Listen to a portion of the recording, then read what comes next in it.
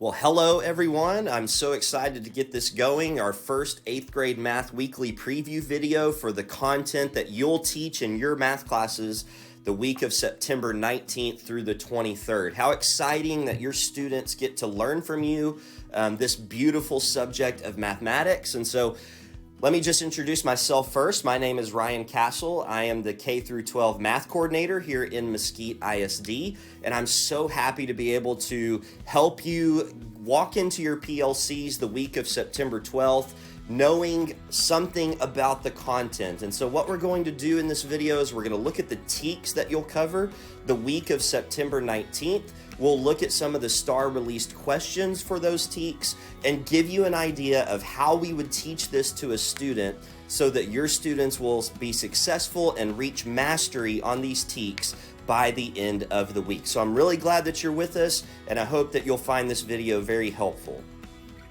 So as you look at the weekly overview for 8th grade math the week of September the 19th, what you'll notice is that we are finishing up our discussion of TEK 8C by talking about how to solve variables on both sides, these equations, using Desmos. And so that will be the end of our discussion on 8C, but we're going to actually come back to that next week when we continue to practice modeling and solving equations with variables on both sides involving real-world problems. We'll begin that discussion when we talk about TEK 8A on Wednesday and Thursday.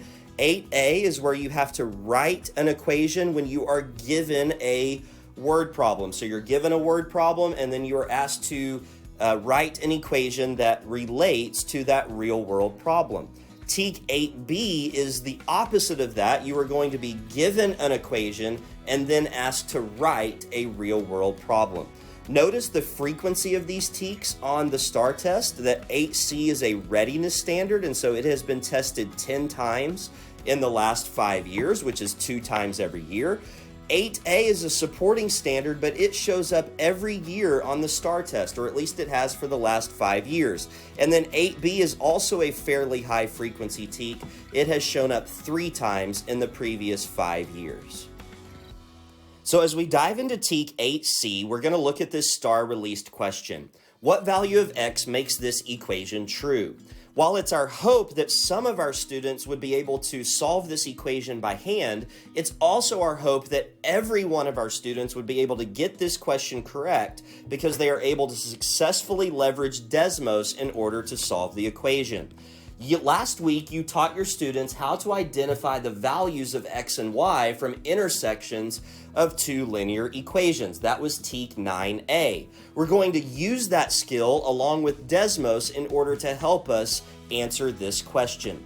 The way that we do that is we start with the left-hand side of the equation and slap a y equals in front of it and type that into line 1 of Desmos. And so if I come here to Desmos, I will type in y is equal to 12x minus 15. Then we do the same thing with the right-hand side of the equation, 6 minus 3x. We slap a y equals into the front and we type it into line 2 of Desmos. Y is equal to 6 minus 3x. You'll notice that I'm using the STAR version of Desmos. You'll want to make sure that your students are doing that as well. And then you are going to be able to tap on that intersection point, and it will tell you that the intersection is at 1.4 and 1.8. Now, we remember that when we solve these equations, we're looking for the value of x. And so our value of x here is 1.4. But you'll notice that none of my answer choices say 1.4. And so what you'll want your students to do is to convert that to a fraction. And so you'll have to show them how to do this in Desmos by coming to the next line and typing in 1.4 and then hitting the convert to a fraction button that shows up right here. Whenever they hit that button, what's going to happen is that it will convert that to a fraction, which will then help us to identify that J is the correct answer to this problem.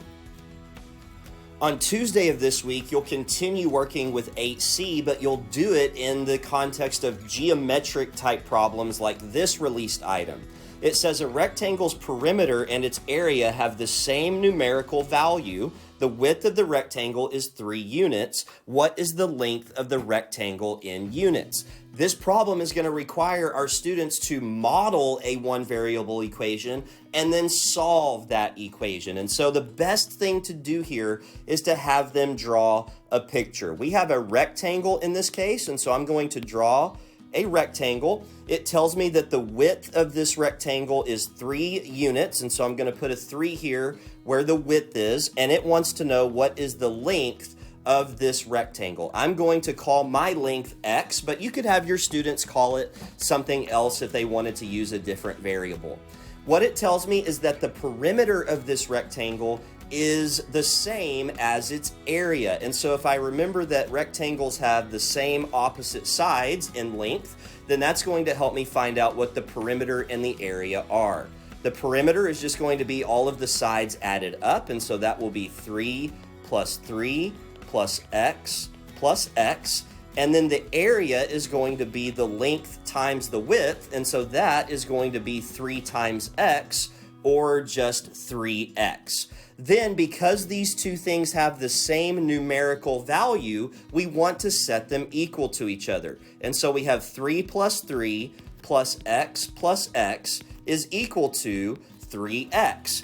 Now, you could spend some time reminding your students how to combine like terms, or you could just have them type in that equation exactly the way it appears into Desmos. And so just like we did on the previous problem, we're going to take our left-hand side, slap a y equals in front of it, take our right-hand side, slap a y equals in front of it, and type both of those into Desmos and look for the intersection point.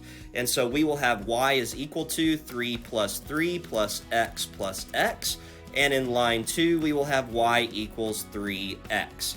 Now, this time the intersection point happens off screen, and so the best way to do this is just to have your students zoom out by using the minus button that is right there. And so if you have them zoom out, it will, after a couple of times, show you the intersection point, which is now right there.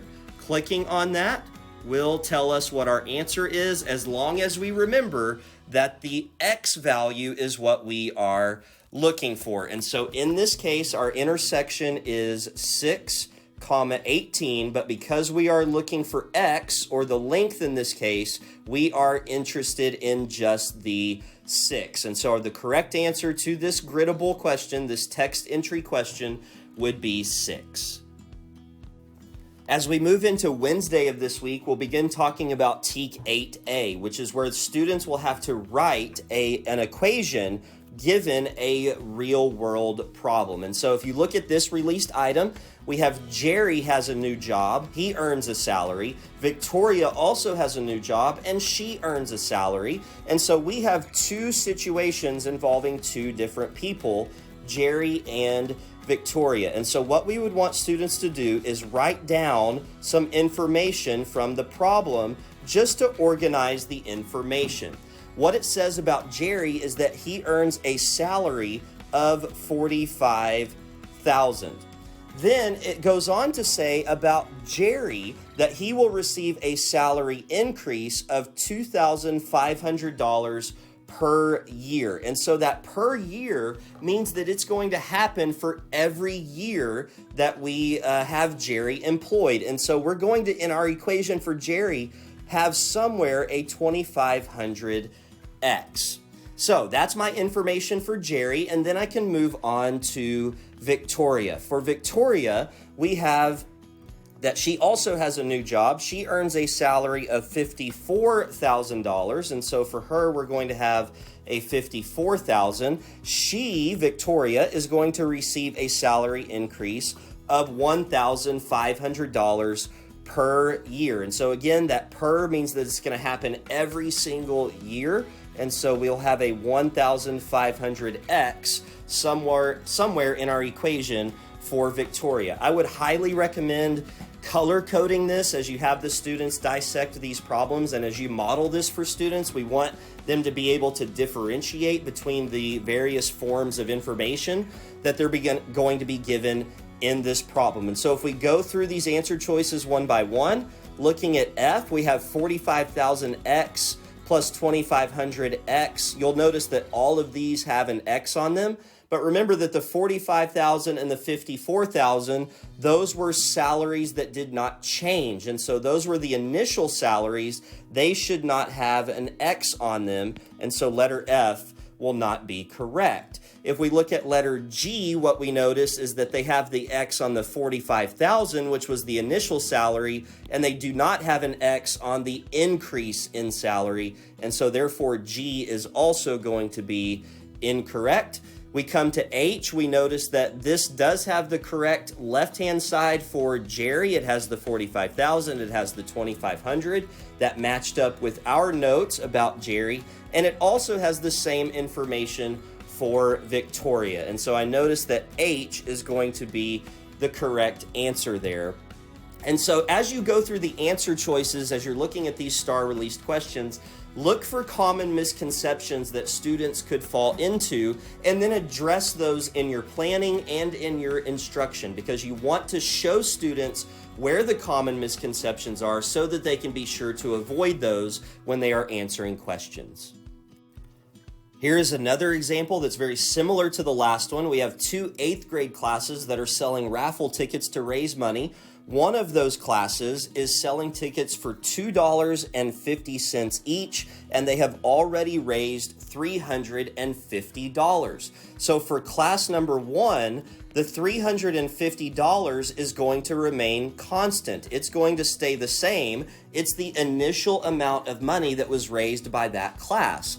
Then for every ticket that they sell, they're going to be earning $2.50 more. And so that's going to be the increase in the amount of money that this class raises. And so because that's the change or the increase or the amount that they're gaining each time, that is going to be the number that has the variable on it. And you'll notice that I used X, and that's okay to use X. They're never going to trick you by using two different kinds of variables, but you'll notice that these answer choices use T. So it might be better here just to model this by using T instead of X. And so we can erase that X and we can put a T instead to represent the number of tickets that each class needs to sell.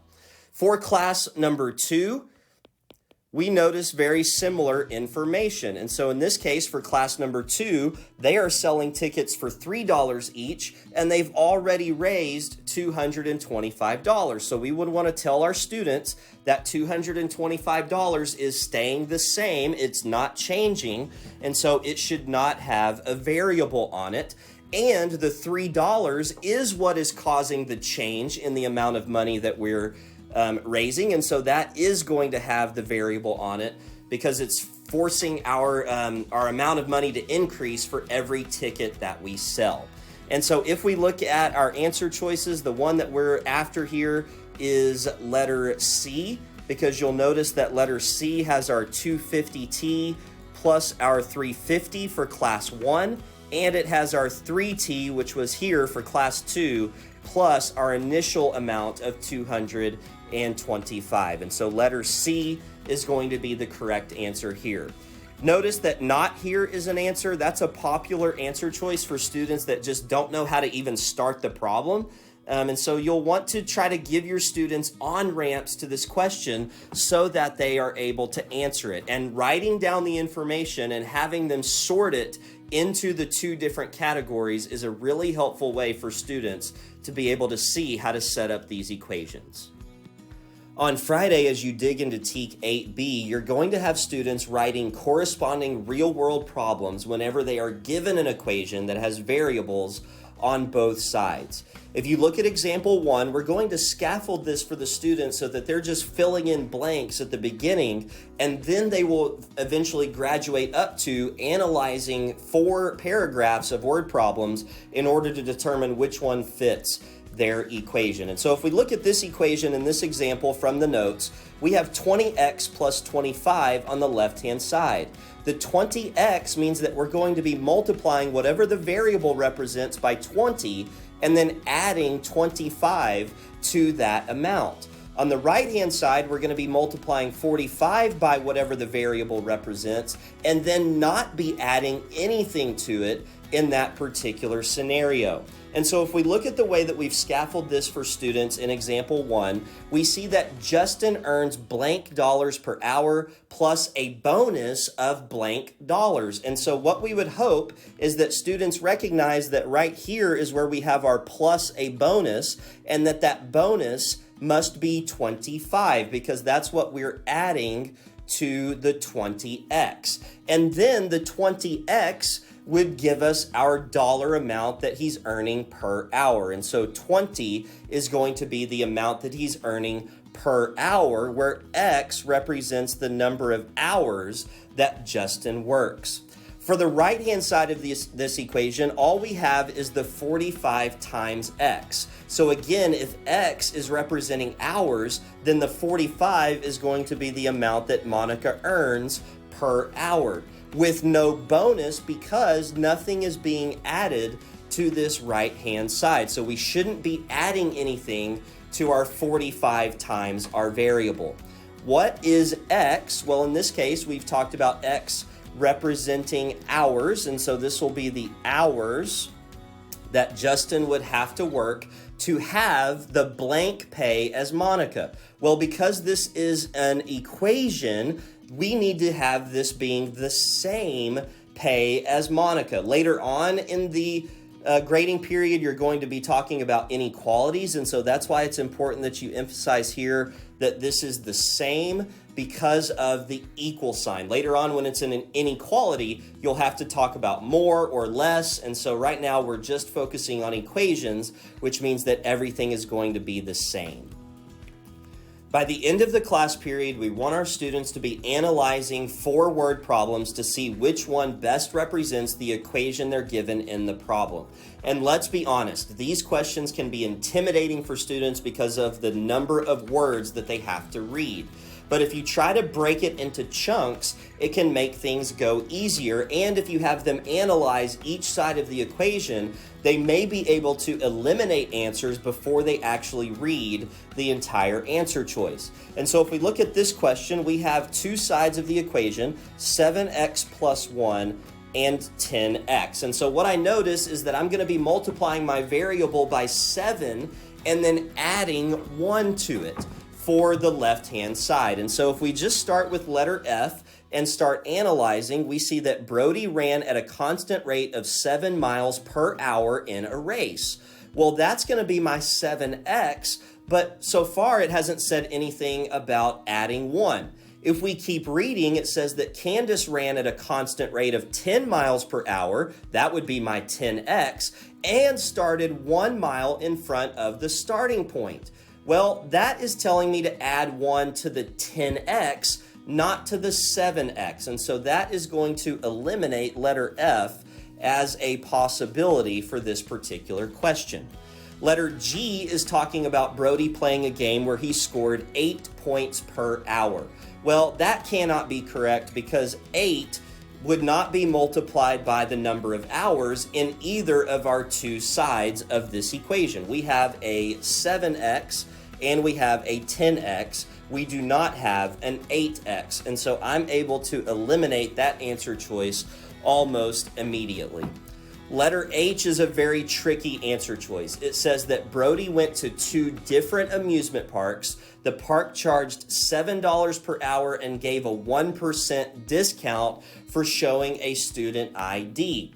Well, what you would want to tell your students is that a discount, first of all, would mean that you are subtracting from the cost. But our equation is adding, and so that means that this cannot be what we are after here. And so, therefore, we are going to have to eliminate letter H as a possibility. Then we look at J. Brody rode his bicycle on 2 different days. The first day he rode 7 miles per hour, and so there is our 7x right there, and he started 1 mile from his house, and so that is going to be the +1 that we are after in that equation. The second day, he started from his house and rode 10 miles per hour. So that 10 miles per hour is representing our 10x, and we see that nothing is being added to that 10x. What is x? The number of hours that Brody would have to ride his bicycle to travel the same distance on both days. And so therefore, reading that word problem, analyzing it with the given equation, shows us that letter J is the correct answer. As we wrap up this video, I want to remind you that we have office hours for you to ask our content experts any questions that you have over the 8th grade material for the week of September 19th. And so our teaching and learning department will host a 30-minute session for you to jump in and ask any questions. This will be a come and go type of situation, and so you can pop in, ask your question, and then feel free to go. And the link to that will be on the spreadsheet where you found this video. And so please feel free to come on, ask any questions that you have about 8th grade math for this week of September the 19th. And then finally, we want to let you know about the survey that we've created for these videos. This is going to help us know that you watched the video, and then your feedback will help us serve you better in future videos so that we can know what you liked and what you would like more of for future weekly preview videos. So thank you so much for watching. Again, join us for office hours on Tuesday, September 13th from 4 to 4:30 if you have any additional questions. And we hope that this week goes great for you in your 8th grade classrooms. So long, everybody.